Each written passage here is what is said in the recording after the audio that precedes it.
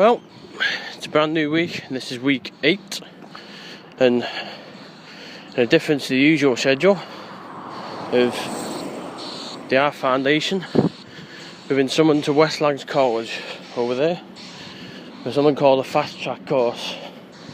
Something to do with CVs and interview techniques, so no Art Foundation today or tomorrow. So that's the first day of the fast lane course done in the college. 10 till 3, it would have been 10 till 4, but finished it an hour early because some people had to go and pick up the kids. CVs, mindset into interviews, and then tomorrow it's interview techniques. So while I'm here at the concourse anyway, I'm going to go over the Art Foundation, maybe do an hour, so then I'll be leaving the concourse at 4 anyway, like I would have. So, stopped in the Art Foundation to help out for an hour, 3 till 4. And like I said, it was all down concourse anyway. And then tomorrow I'll be back to the college, possibly 10:04. If it's 10:03, we'll do an hour in the Art Foundation. And then it'll be Salford, Wigan on Thursday. We plan to go on the Art Foundation on Friday. So, you see how it works this week. So, day 2 here at West Lancs College for the second day of Fastlane. Obviously, if we finish early, we might do an hour in the Art Foundation. If not, it'll be over 4 o'clock. And with it being a Tuesday night, usually we have stuff doing. Skimmer away tonight, and there's nothing else, so Tuesday night at home. So, that's day 2 of the Fastlane course completed. Booklet completed, so we might have a minor qualification ahead. Also made a good few connections that could help out Sal and myself personally, obviously. So just going to have a quick pop over to the Art Foundation to inform what I'm going to do Friday, and then it's back home. Nothing special Tuesday night. Out and About continues with a bit of a surprise addition to this week. Obviously after leaving college course on Tuesday, the next thing I expected was Wigan Salford Thursday night. However, Wednesday morning, got a phone call doing interviews for Carphone Warehouse in Southport. Now, I'd applied for the job back in October, and in November I got a message back saying auto closed, so it wasn't you're not successful, it was just the position had closed. So to then get a phone call 4 months later saying they're doing interviews with a day's notice, I wasn't best pleased, but well, we're here now. So we're here in Southport for an interview with the Carphone Warehouse, and I'm still awake by the time I get back. I've been up since 7 o'clock. Be Wigan versus Salford tonight. Well, in terms of moods, angry is a bit of an understatement. Because anyone who watches this series knows I don't drive.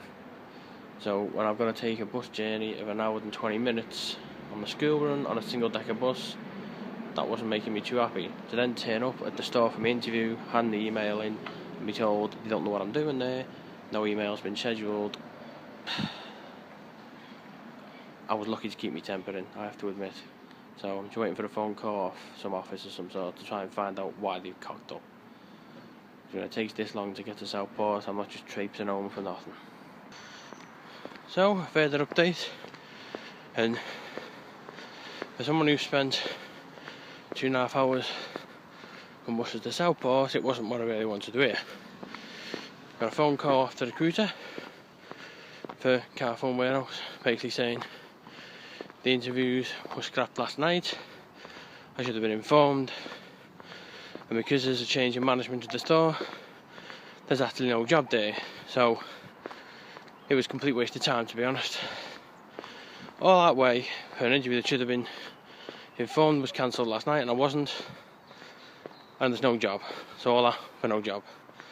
So after the interview and, well, subsequent job that never was, the last update I don't think was before the last phone call I had.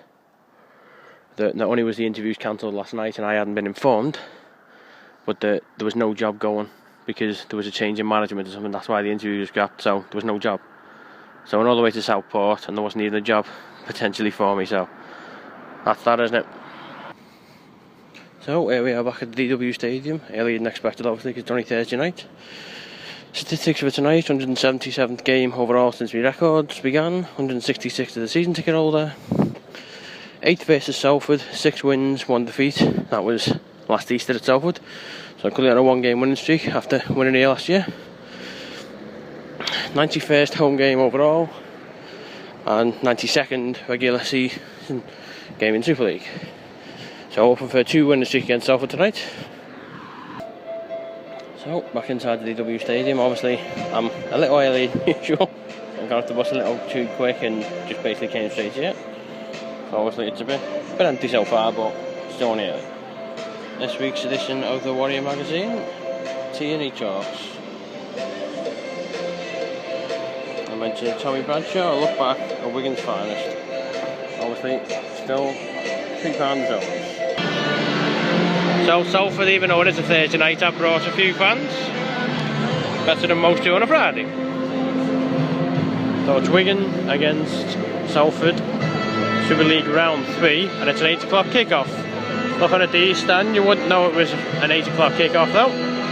But that's what Thursday nights do to rugby. Please welcome into the DW Stadium, accompanied by our great teams from Innsrose Bridge and Chorley Panthers, our visitors Salford Red Devils and your Wigan Warriors. So it's a Thursday night, it's Wigan Warriors, Salford Red Devils. Not a packed house, but what do you expect on a Thursday night?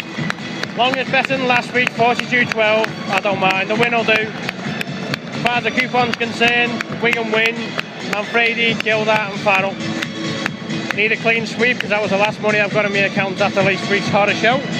So it's Wigan Salford, 8 o'clock kickoff. And Salford Red Devils 2. So half time, Wigan 10, Salford 2. Bit of a quick first half, but first game we played this year that's not on Sky. Full time at DW Stadium, Wigan 20, Salford 16. Made it hard for ourselves out. 77th minute try for Manfredi, winning it.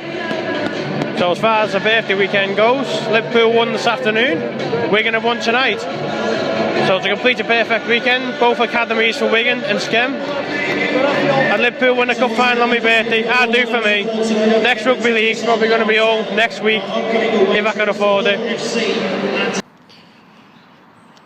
So in a bit of a mixed week, the last one was a 28-year-old, Friday morning. After a great win for Wigan last night, we're doing 6 hours in foundation.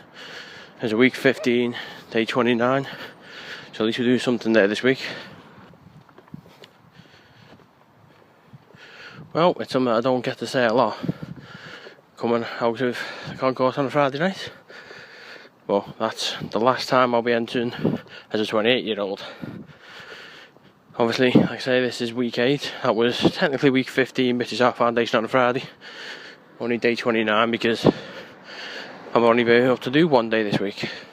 Obviously the main reason in doing today was because our fast lane course stopped me doing Monday and Tuesday, and I wanted to do at least one day this week.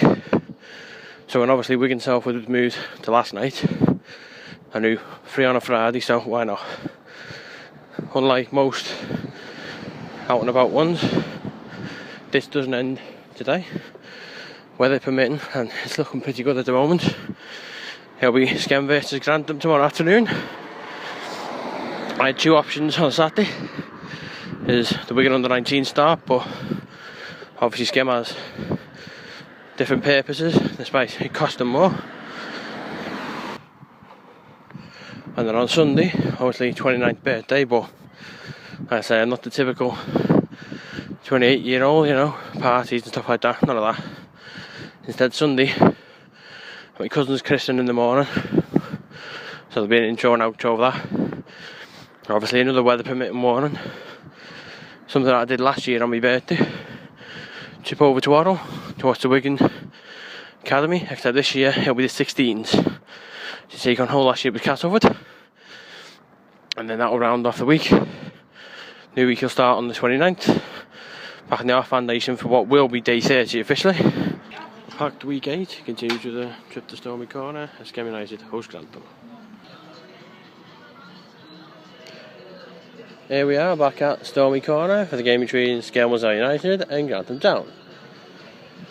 Team news for today, as you can see, Skem, Feedon, Fernandez, Corrigan, McIntosh, Murphy. Tony Rendell has been warming up but doesn't look like he's fit enough to play. Tony Donaldson, Robbie Booth, Walcott. Nice to see Hazeldine still here. I think he's here for another month, maybe on loan. Strickland, Almond, bench. Fugsy Mensah, Sean Tuck, who has returned to the club. Phil Mooney, Sean Holden, and a name I don't recognise, Jordan Thomas. Is he a new signing? I don't know.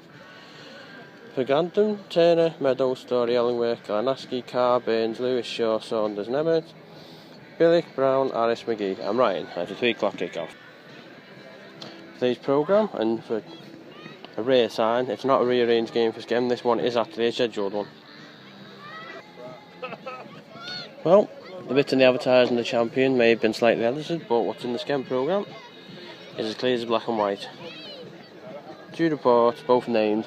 Nice way for birthday weekend, like I say, 29 tomorrow. So let's hope for a good one. So half time here at Stormy Corner. It's not been a good one for Skem, to be honest. Skem United 0, Grantham Town 1. Skem haven't really had the chance. So full time here at Stormy Corner. Skem United 0, Grantham Town 1. So my unbeaten record filming here has gone. Not the best way to start the weekend, to be honest. Grantham fans celebrating over there in the corner. Skem 0, Grantham 1. So Out and About continues today, 28th February. A new age for me. I just turned 29. So first of all, we're in a Poland this morning for my cousin's christening in a Poland church. And then later on, it'll be a short walk over to Orrell for Wigan 16s against Hull number 2 16s. I'm not sure which all that is. But we did it for my birthday last year, so we're going to do it this year as well. Well, that's the christening over and done with. So, the final part of Out and About, a sort of birthday present to myself, is a trip to Edgehill Road for the 16s game. Well, a long way to return to the Adoption Stadium in Orrell. It's my first visit this year after obviously the Warrington Reserves one was called off. So it's Wigan on the 16s against Hull 2, I don't know if that's KR or FC. 2 o'clock kick-off. So, Hull 2 is the yard, Knuckledale in the middle over there. Out from the Wigan on the 16s, no team sheet today, and as this is a new 16s team, I'm not even going to bother thinking who scored, just do the updates for the actual points.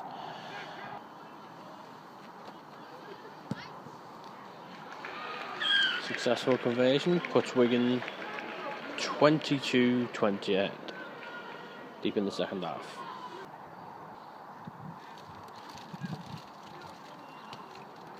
I just missed it. That's 26-20. So, full time. That's a perfect start at Orrell for me this year. Wigan 26. Hull 2 is the call 24. So that's part 1 of the birthday wish done anyway. Let's hope LFC can do the best for me. Well, a sign that we're close to spring. Cabbage field with sheeping. Out and About, like I say, week 8's done. So what's going on? Watch Cup final. And enjoy the rest of my 29th birthday. I feel old already. Well, winning start for Wigan in the 16s will do for me. So it's week 9 already. Years flying by already.